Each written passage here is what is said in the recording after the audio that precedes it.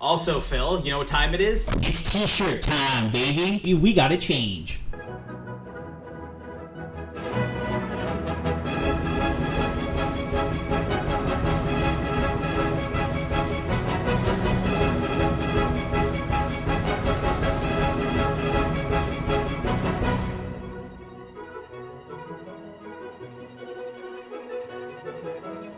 What are we reacting to today?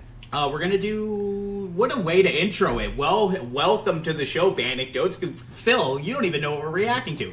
Today, we are reacting to Spiritbox's new video. Oh, sick. Jaded. Yep. Nice. Yeah, figured we'd check this one out. Spiritbox are a crazy successful band these days. I feel like there was that little girl on like The Voice who did Holy Roller or Holy Diver, like whatever that really, really good song's called. Yeah, so I figured we'd give this one a little listen. I wasn't prepared to intro. Like and subscribe, please, please, please, please, please. That's me begging you. I'm desperate. Please like and subscribe. Follow us on Instagram, and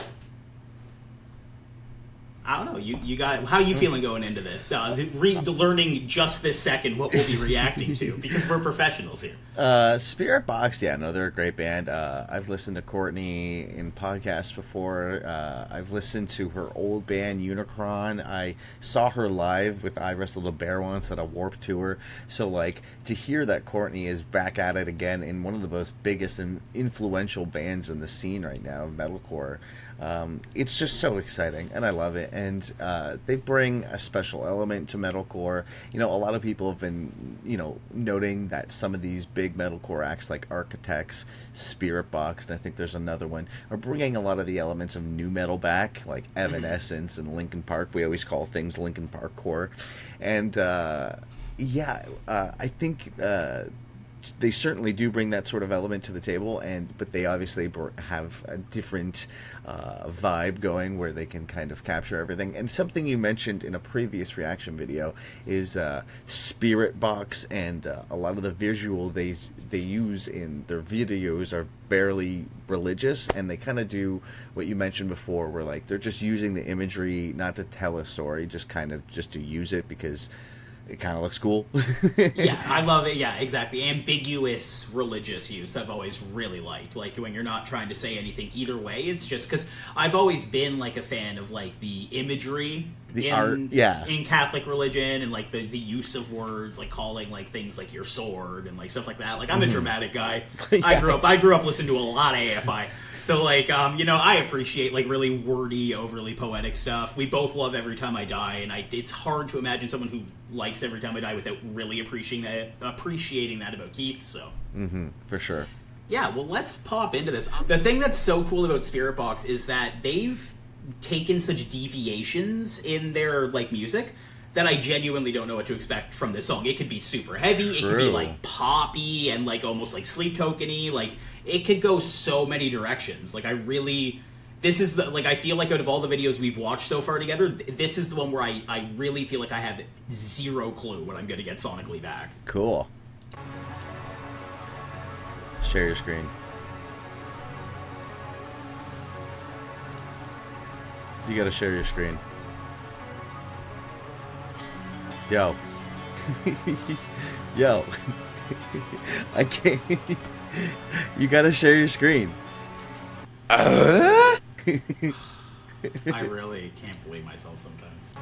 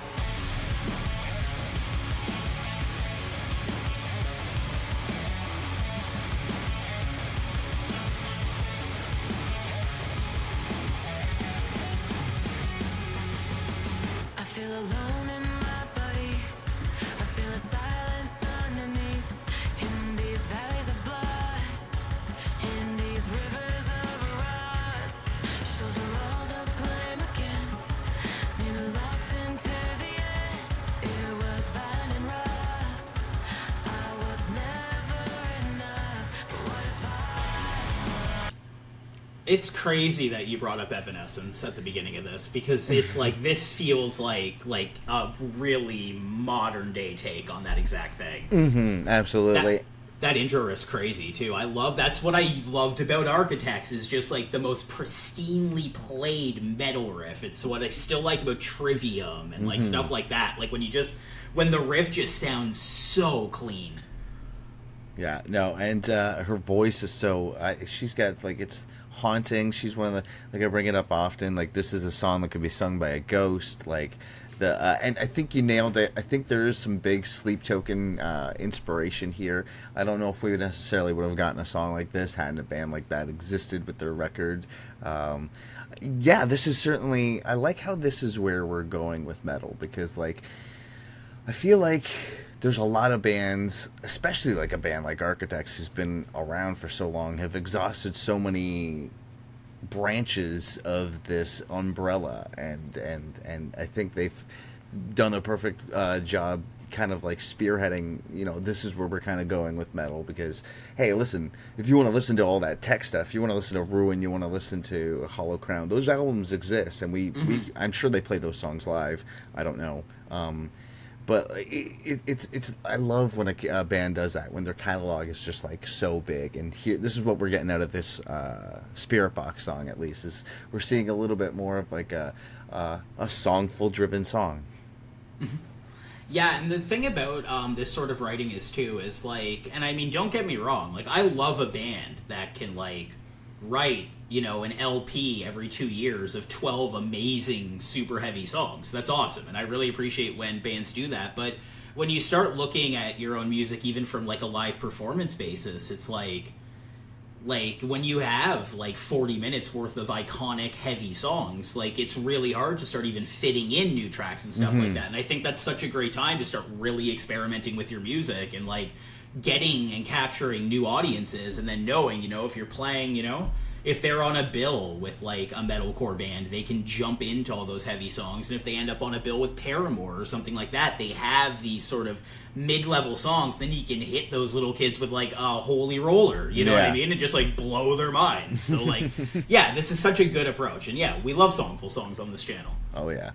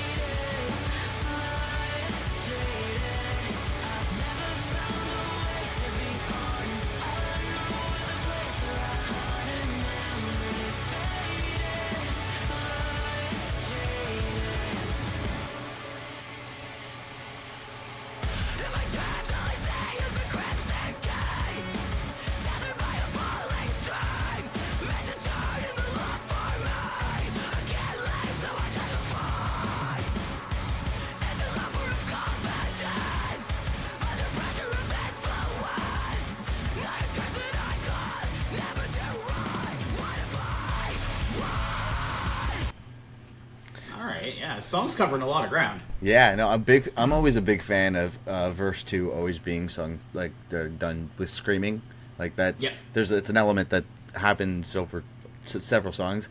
The effect works so well, and her voice cuts so well when you have like this like evil menacing riff, and she just like comes in with her like clean vocals. I think that they parallel really well. Yeah, she was doing her own back and forth too, which is like crazy to picture like live and stuff. Like, yeah, it's just it's a really ambitious song. Yeah, and I like that second verse. It has like that like sort of really classic like metalcore like staccato-y breakdown where it's like it's a fast like chun chun chun chun chun. Like, it's just like, you know what I mean? It just keeps this like nice rhythm, and yeah, she cuts through really, really well on this. And I like that chorus is like again, big Evanescence vibes and stuff, but it actually gave me like, and I brought them up just like in the last pause, but almost like that sort of new age Paramore vibe on like just the sort of vibe around it, because like the Paramore's new album is another album I'd love to shout out. Like, indie, like Red Hot Chili Peppers-y guitar, but with Hayley Williams singing. Like it's a really fantastic record. And yeah, this is a song. This is a song. This is a super ambitious song, and it's giving me again that's what I love about this is you could pair this with like a really heavy band, or you could throw them on a tour with like Metric. You know what I mean? And like it can work. It can work. So. Yeah. You can have this band opening for Gorgira, or you can have this band opening for Nicole Gwen Stefani. Yeah, Gwen Stefani. Yeah. Everything from Gojira to Gwen Stefani.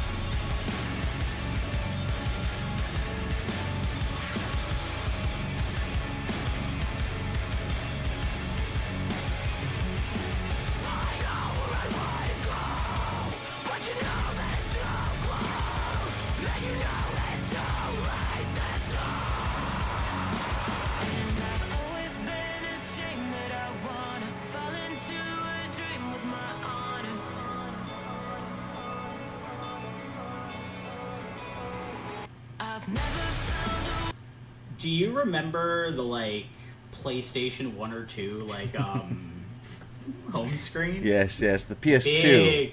Big PS2 home screen vibes. Shoutouts. Just good. I like the aesthetic of the video. It's very like shimmery CGI, like artsy sort of. I also maybe it was just the way the shot was lit, but I'm pretty sure the drummer is playing like jet black cymbals, which just looks cool as fuck. Yeah, I didn't even think about like stain dyeing cymbals and stuff. You know what I mean? Mm-hmm. That's an aesthetic I can get behind. It's cool with the guitar too. That really like shiny guitar. The reflective guitar. Yeah. So I didn't bring up that Jackson, but Phil, I have been looking at it. It's a really, really nice guitar. Yes. Yeah, super cool. Yeah, the whole aesthetic of this video is really it's like a mirrors video. You know what I mean? Like I've definitely I feel like I've seen it before, but they bring like a really like almost like operatic and like gothic sort of imagery to the whole thing. Her like hype ass like spiky jacket's pretty cool.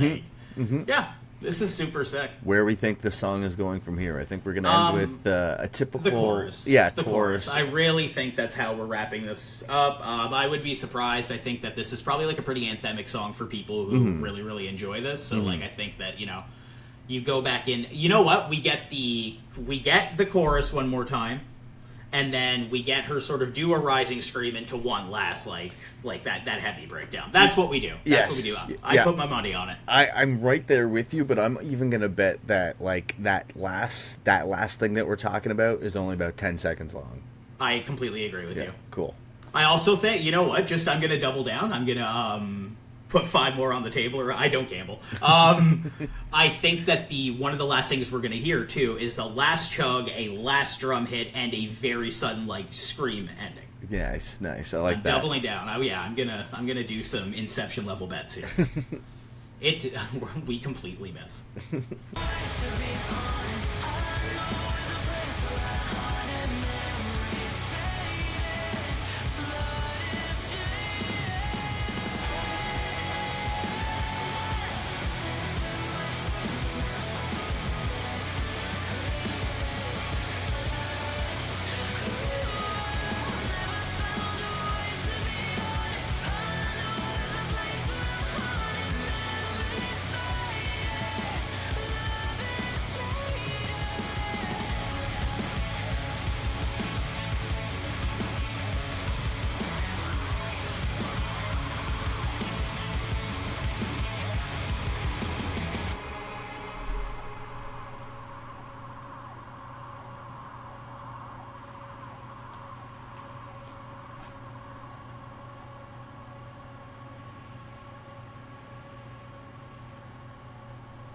Nice. Well, I'll give them credit. We did not predict that right. And you know what? I'm kind of glad we didn't, because that would mean that the song was predictable, right? So, yeah, that was pretty sick. Shout out the crew in Spiritbox. I had a feeling, just by looking at the length of this song, it was probably going to be something more than just like a heavy sort of, in and out sort of mosh song. But I really like the ambitious stuff they're doing. And I think, again, like you were saying before, like it's not even like you have to look for other bands to get heavy songs. You can just look at previous releases and stuff.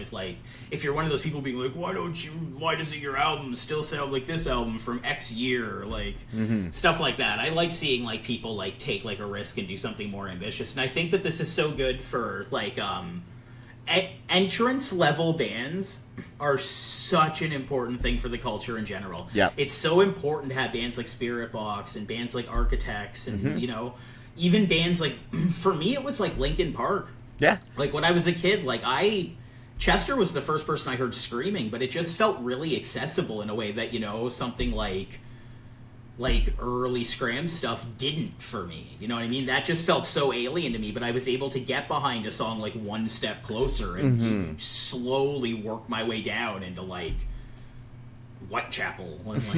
Yeah, absolutely. No, I couldn't have said it better myself. Linkin Park was certainly one of those entry-level bands.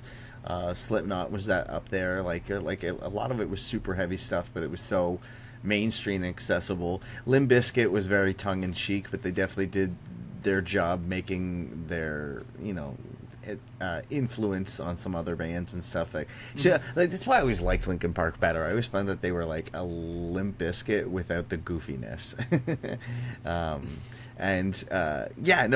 Entry level bands super important. So a band like Spiritbox, like this, that's what we need, because you get into Spiritbox, and next thing you know, maybe you are pulling up a Gojira song, or maybe you are pulling up a Whitechapel song, and this is you're hearing that she used to be in a band called I Wrestled a Bear once, yeah. And then all of a sudden you're listening to like mathcore. Yeah, there you go. Yeah. So it's all super important, and we love the tune and wish nothing for the best for. I think this is coming off a new release for Spiritbox. It's gotta be. So yeah, I think they announced it. I think they announced an EP yesterday as of the date of recording this. So nice. Yeah, and I mean, again, like, I don't know if I'll even include this, but even some of the comments in there were like, an EP, why not a whole album? It's like, can you, like, fuck, man. You get it for basically free. Can you give us 2 seconds to make a record? I'm becoming like an EP sort of person, because I think the pressure to write an LP means that you inevitably will have a couple songs that you're not really that behind, but like, well, we need 12 songs, you know what I mean? We need 10 to 12 songs. So I like when a band's like, here's 5 really good songs instead of 12 okay songs, because we had to spread out the good riffs. Right. Well, there you have it, folks. That was our reaction to Spiritbox's Jaded. What did you think? Leave it all down below in the comments. If you aren't already, make sure you subscribe to the channel. Give this video a like. And for all our updates, follow us on Instagram. That's just at Bandecdotes, Bandecdotes. Take it easy, folks. Keep it real, guys.